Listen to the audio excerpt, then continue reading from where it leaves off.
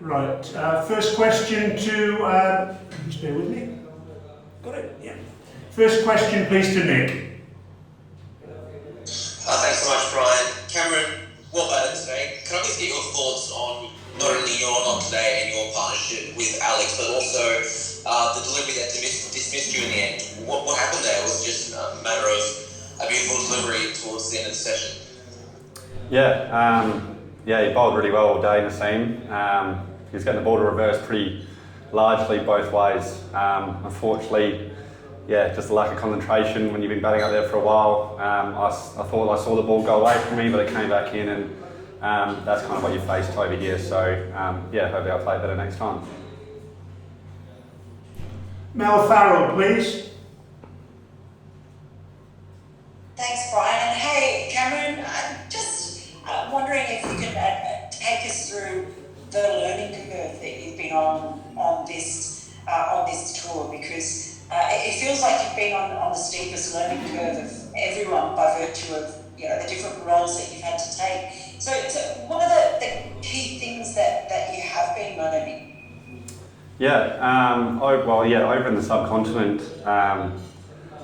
you don't get caught behind as much. So I think with batting, the main learning curve I had to do is kind of bat on leg stump and learn to feel comfortable with that. Obviously, if you do that in Australia, you're you probably can nick off a lot more, and you're not too worried about getting LBW because it's probably going over. But over here, everything goes underground. So the main learning curve is trying to get used to batting on leg stump, feeling comfortable with that, and then obviously with the spin bowlers, how you play them when the ball keeps a bit lower and turns a bit more. So it's been a really good trip for learning, I guess.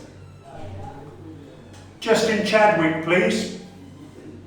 Yeah, thanks, Brian. Good day, Cameron. Just wanted to ask you about your batting at test level. Seems to be maturing really nicely. What have you noticed just as each test goes by in terms of your batting? And also, you're so close to getting that century. What's that like, coming close a few times now?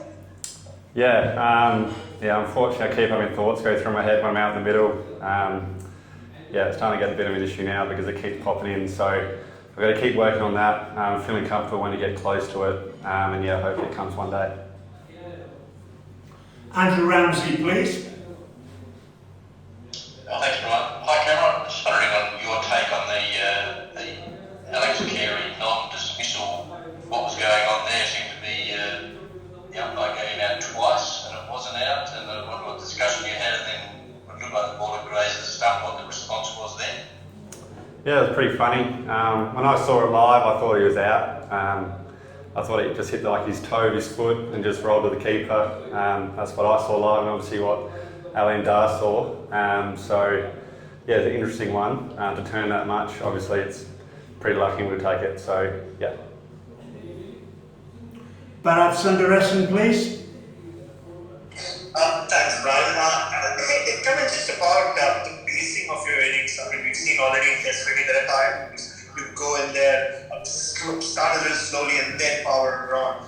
Do you think you're finding your tempo as every Test innings goes by, and the way you played this innings? It's a lot different in Australia. You're probably looking to score a lot more often in Australia, and over here you're a lot more patient because the game speeds up, so you don't need to rush the game. In the first 1 or 2 days, you just look to bat as much as you can, no rush, because the last couple of days, day 4 and 5, hopefully wickets come a lot more easy to come by, so that's when the game kind of rushes. So if you get a chance to bat in the first innings, you basically just take your time because hopefully the game speeds up by the end. Alex Malcolm, please. Well played, Cam. Just want to ask you about partnership batting. You've done a good job forming some partnerships. You did in the Ashes with Uzi and Trav, and you did it today with Alex. Can you give us any insights into the types of things you and Alex were working on together to get in a rhythm together, to keep each other motivated and working well throughout the day? Something I've kind of found recently that I look at the partnership score instead of my own score. Firstly, it takes a bit of pressure off myself when I look up on the scoreboard and I'm only on 12, let's say.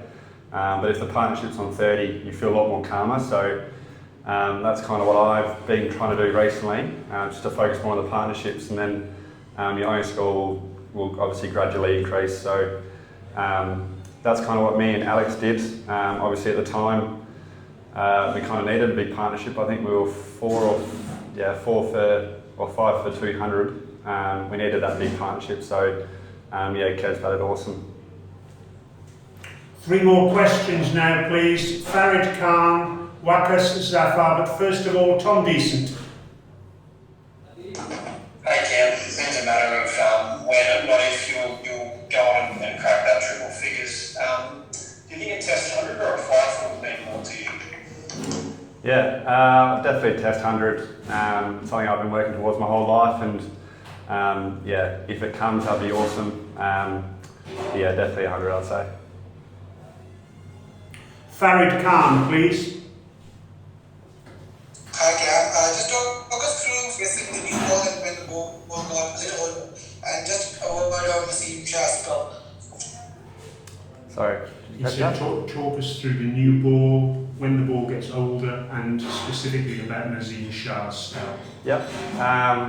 It's funny enough, when you come into the subcontinent, or what I've found so far in Pakistan, it's the easiest time to bat when the new ball's out. It's really tough to score when the ball's really old and obviously reversing. It's actually tough to score runs because you obviously force it a lot more because the ball's a lot softer. So you're actually loving it when you're out there when the new ball's there. This is a good opportunity to push your own score and the team score along. And then obviously a lot tougher when it's older. It's got to be a bit more of a grind rather than good stroke play. So, and then Naseem Shah bowled beautifully. Obviously his action is perfect for these conditions. When it's obviously not bouncing as much, he just keeps attacking your pegs, and he was so consistent. So credit to him. Last question now, please. Wakas Zafar. Hi there. Just wanted to know your thoughts on batting against reverse swing. I mean, are you initially looking for the one that comes back in, or how does it go? Thanks. Well, basically, what I've been doing, obviously a bit different to what Smudge does. Smudge tries to get really far across and negate the OEW, where I'm trying to get my legs out of the way and just play with my hands, basically. So there's a few different ways to go about it, but that's where I feel comfortable. And you're not really looking for one ball either way. You're just looking to hit the ball, and hopefully you can pick it up yourself. So that's what I've been doing. Thank you very much, everyone. Take care and see you tomorrow. Thank you. Awesome. Thanks, guys. Thanks, Brian. Thank you.